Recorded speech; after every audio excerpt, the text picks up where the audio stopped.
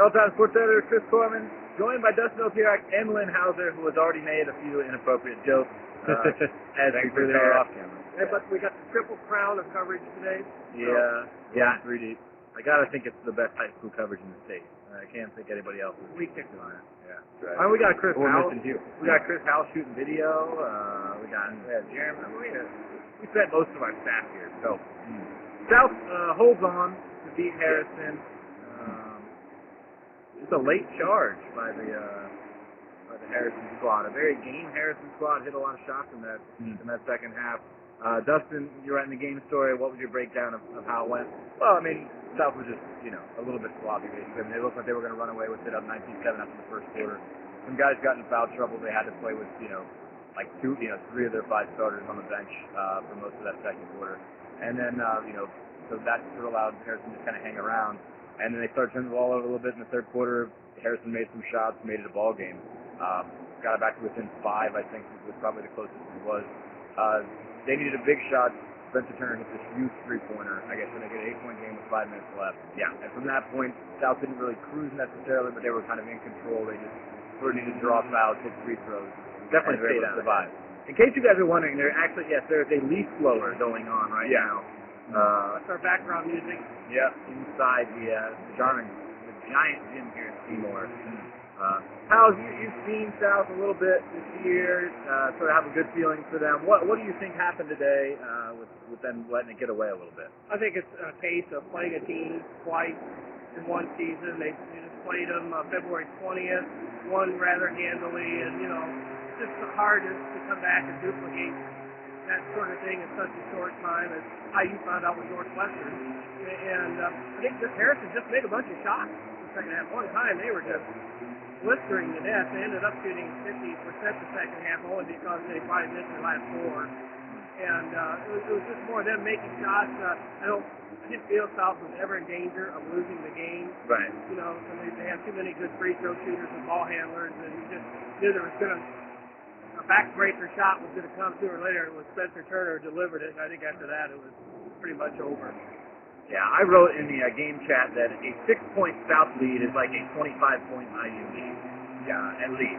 Because probably more. Maybe they were really in control. I don't think they ever, certainly they never panicked and just sort of they got the ball to their key players, and those guys made plays.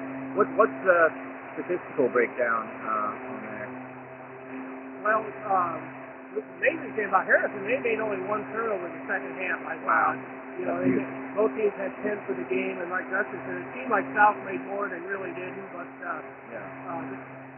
Harrison's nice big man, Jawan Woodford, had 18 points and 12 rebounds, partially because Fromm was in foul trouble a little bit. He had to kind of back off, but Fromm had 13 points and 10 rebounds, and G. Davis, 24, but seemed like a quiet 24, didn't it? It did a little bit, but he hit some big shots, especially early. I think, especially in the first quarter, I think he might have, he had 12 in the first half, if I'm not mistaken. I mean, it was quiet, but I mean, you look back, you kind of think, okay, that was a big shot. If I remember he hit a big one in the corner, I guess, down the stretch. He hit the big shots, I mean, they weren't as big as Turner's, but, he got it done today. South won, hitting on about, 3.5 cylinders.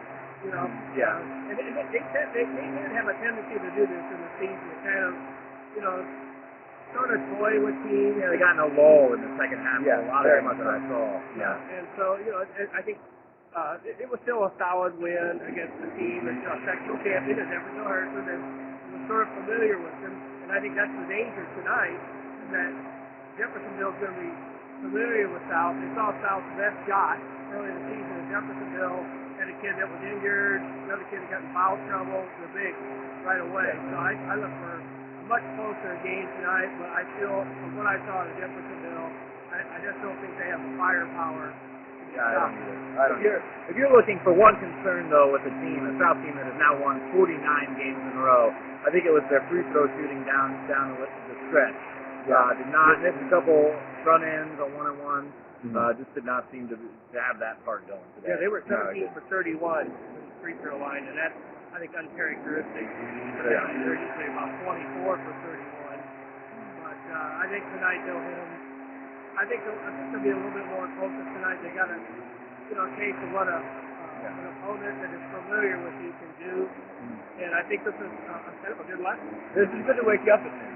Yeah. You know, this is, I mean, D. Davis admitted, he's like, I don't think I was conscious until the second quarter. And, they probably needed this. I mean, if you get a game like this at noon, okay, this is not going to be an easy day. I mean, everybody sort of, kind of pushed them on the semi-state against North Central.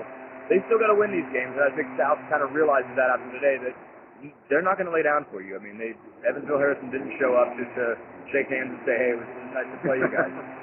They came out to play today, and Jeffersonville's going to do the same thing. So South kind of, I think, needed that, needed that reminder that, they're not going to lay down and hand you a regional championship, right? All right, we're going to go write some stories now. We'll be updating the blogs throughout the afternoon. Got some great photos from Jeremy Hogan. Like I said, Chris Howell's out working on his video project. If you guys haven't seen those yet, maybe I'll link to those too.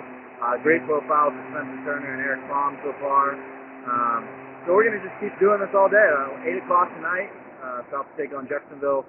We'll be here probably a few hours before that, kind of preparing for that game, and we'll do some live broadcasting and let you know sort of where it's at and what we're thinking about it. Thanks for joining us, and we'll see you later.